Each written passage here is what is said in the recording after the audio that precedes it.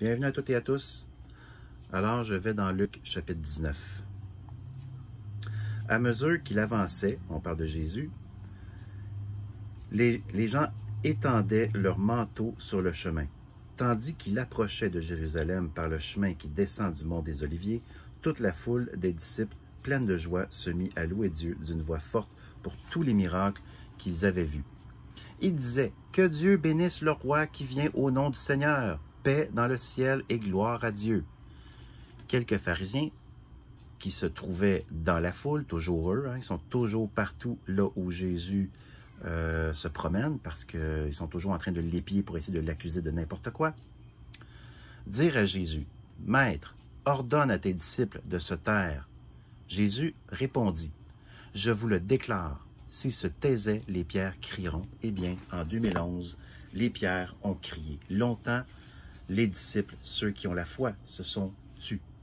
Autrement dit, ils n'ont pas eu à parler. On ne les a pas entendus. Parce que le mur des lamentations, là où les Juifs se rassemblent et qui sont attachés à la Torah, croient que le mur des lamentations est un vestige du second temple de Jérusalem, alors qu'il n'en est rien. Ce n'est pas le bon endroit, ce n'est même pas un vestige du temple. Et j'ai regardé un documentaire, c'est un rabbin juif, très attaché à la Torah, qui nous fait faire une visite dans le fond du mur des lamentations, et il dit qu'il va imposer les mains et ressentir toutes les générations et générations de Juifs jusqu'à avant la destruction du temple, et que ça va lui parler. Le problème, c'est que c'est bien beau la croyance, mais la foi, ce n'est pas la même chose. Parce que la foi tient sur des preuves et non pas sur la croyance. La croyance et la foi sont deux lignes parallèles qui ne se rejoignent jamais. Eh bien, l'archéologie a prouvé, en 2011, que le mur des lamentations n'est pas un vestige du temple de Jérusalem. Les pierres ont crié. Les pierres ont expliqué par elles-mêmes, puisque les disciples ne l'ont pas fait, bien, les pierres ont crié par elles-mêmes qu'elles n'étaient pas celles du second temple.